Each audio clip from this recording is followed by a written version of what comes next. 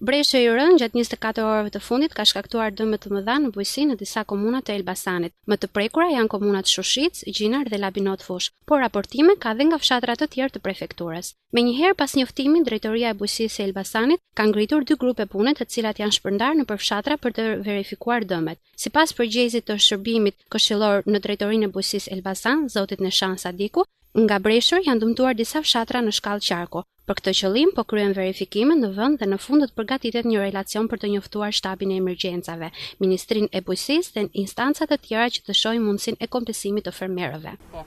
Dje, masditja, rreth orës 5:46 në komunën Shushic dhe në komunën Labinot ka rënë një sasi e konsiderueshme breshëri në mallësira parafërsisë sa një kokër vezë.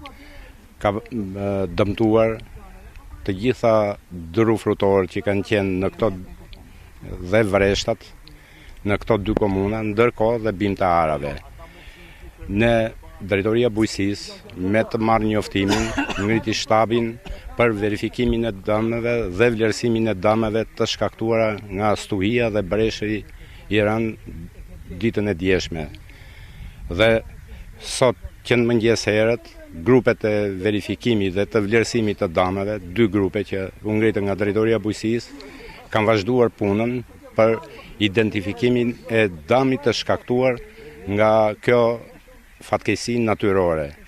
Dhe sot, tashti për momentin, pas Shushicës, grupi jon, me në krye dhe drejtorin e Bujqësisë të Qarkut Elbasan, kanë ardhur për ta verifikuar në vend dhe për ta parë këtë dëm të shkaktuar nga si fatkeqësi natyrore. Pra është në vazhdim.